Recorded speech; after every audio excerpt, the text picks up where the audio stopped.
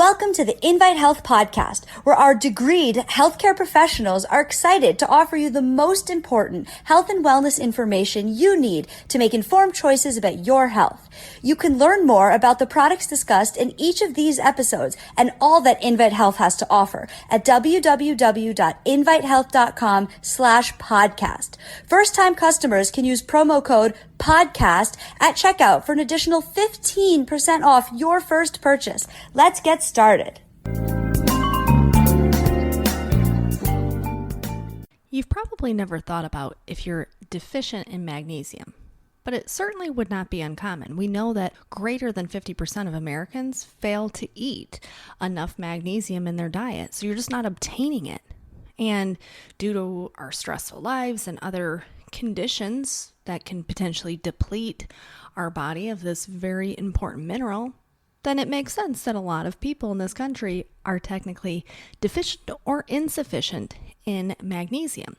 And this is a major problem because we know that magnesium is an essential mineral, as well as being an electrolyte, that we have to obtain from our diet because it has over 300 different functions in the human body, and it plays such a crucial role in hormonal balance, when it comes to detoxification, when it comes to blood pressure regulation, when it comes to maintaining bone health. So I want to talk a little bit about magnesium today and kind of give you the difference between magnesium citrate and magnesium glycinate.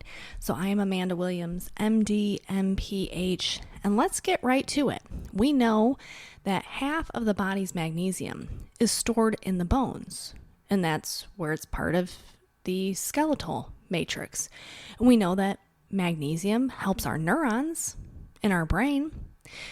We know that we have to have magnesium for normal heart rhythm. So even for the electrical conduction system of the heart, magnesium is required.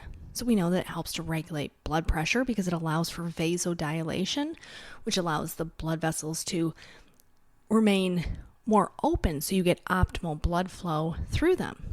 But we know that magnesium is this one mineral that most Americans just are not getting enough of. And it's not just magnesium. We know that the same is said true when we look at all of the trace minerals, when we look at chromium, for example, when we look at zinc. We know that Americans are just not obtaining enough of this because our soil is not as nutrient rich as it once used to be. So knowing that most Americans have an inadequate magnesium intake, which increases their risk for different cardiovascular disease, for type 2 diabetes, for bone loss, what can we be doing? Well, we have to make sure that we are supplementing with magnesium each and every single day. So at a bare minimum, you can be looking at taking a multivitamin. So the core multivitamin, the men's, the women's, or the performance multivitamin are all options because they all are going to yield you some magnesium. But it's actually better to take, in addition to that multivitamin, is to take a standalone magnesium product each and every single day. And why is this? Because we know that magnesium is critical for our overall health. We know it helps to facilitate cellular energy. We know it helps to ease inflammation in the body. We know it helps to allow our cellular DNA to repair itself. And if we are not getting enough magnesium, then all of these things are going to go awry. But we can certainly even look at magnesium deficiencies and how that plays a role in thyroid dysfunction, or, for example, in type 2 diabetes, and insulin resistance, and PCOS, and heart disease.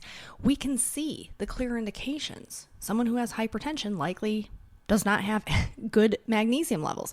Someone who has metabolic syndrome likely does not have good magnesium levels. And when you say that the greater percent of Americans do not have adequate magnesium intake, then it kind of all makes sense. And we know that magnesium in terms of our diet is coming from things that most Americans are not eating.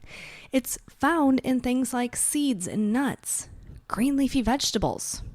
Well, we know most Americans are not adhering to a Mediterranean diet that they would actually get a high enough intake of magnesium coming in just from their diet alone. So how do you know if you need magnesium, additional magnesium? Well, you can always have your serum blood level tested. However, keep in mind that when they test for your circulating magnesium levels, oftentimes it's not going to be very conclusive. And why is this?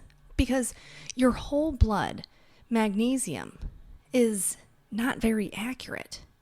Because when we look at how magnesium is bound in different parts of the body, utilizing just a standard magnesium blood test is not going to give you much information. So oftentimes we'll look at RBC magnesium, which is the amount of magnesium that's bound to the red blood cell. So that's one way that we can do it. The other way is that we just look symptomatically as to what's going on. Do you suffer from mood changes, anxiety, depression? Do you find that you have cravings throughout the day? Do you have low energy?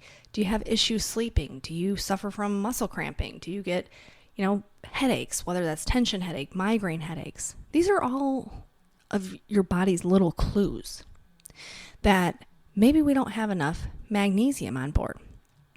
So this is why we like to start with magnesium at a low dose, and then you work your way up, because your body will let you know. Once you have enough magnesium, certainly your body lets you know that, because it tries to really allow for relaxation even within the intestines. So you may have more tendency to have loose stool. So if you have too much magnesium, hence loose stool. This is why I always say with magnesium, low and slow is the way to go. But which type of magnesium should you be choosing? Should you be choosing magnesium citrate, for example? Or should you be choosing magnesium glycinate? Well, they're both really, really excellent. It has elemental magnesium, but it's just what it's bound to.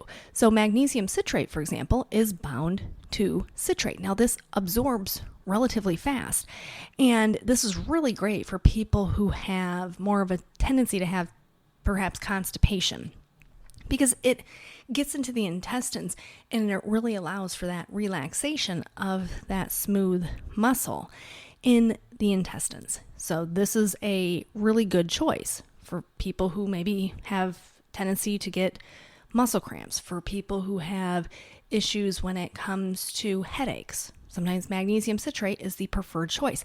Now, glycinate, this is interesting because this actually is a derivative of the amino acid glycine. Now, we know that glycine helps to work alongside many of our neurotransmitters, things like GABA. So it helps to promote that calming feeling. So magnesium glycinate oftentimes in the evening can be very, very beneficial to help to support healthy sleep. We also know that the magnesium glycinate is very, very beneficial when it comes to targeting the issues with that insulin resistance. So for many diabetics, they'll find that magnesium glycinate is their preferred choice. But overall, so long as we are using elemental magnesium, whether that be bound to citrate or glycinate, we are taking the right steps. Because remember, we need to have magnesium for bone density. We certainly know that magnesium is necessary for the bone remodeling. That's the process in which old bone is broken down and new bone is formed.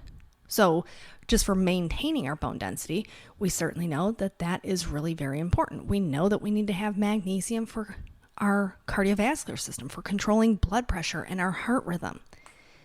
We know when it comes to the pancreatic function, for having healthy glucose response and insulin response. So all of the different ways in which magnesium is really critical to our overall health, and doesn't take too much to really recognize that when you realize it's required for over 300 different functions in the human body. So if you're lacking that, you can start to see why things can go awry. So first and foremost is just to be wise to it. Realize, hey, you know what? I know I'm not eating enough seeds and nuts and green leafy vegetables every day, so likely that I'm low in magnesium, probably pretty good. I now realize that greater than 50% of Americans are low in magnesium. But then we can also look at other things. Maybe you're on a medication that's potentially lowering your magnesium levels. So these are all things just to be cognizant of. I always advise people to get a copy of our drug-induced nutrient depletion chart because that is very, very handy. And if you're on a medication, you can make sure that you're covering your bases with any nutrients that are potentially becoming depleted because of the medication that you're on. But at the end of the day, do not overlook the importance of magnesium. We know that magnesium can really help to protect our body against so many of the age-related disorders, the cardiovascular disease, looking at the support of hormone pathways, just really, really helping to comprehensively support both brain function as well as bone function and heart function. So magnesium should become part of your everyday supplementation routine. If you're not sure as to which one you should use, how much you should use, definitely reach out to one of our nutritional experts and they will be there to guide you on your path to health. That is all that I have for you for today. I want to thank you so much for tuning in to the Invite Health podcast. Remember, you can find all of our episodes for free wherever you listen to podcasts or by visiting invitehealth.com/podcast. Do make sure that you subscribe and you leave us a review. You can follow us on Facebook, Twitter, and Instagram. And we will see you next time for another episode of the Invite Health podcast.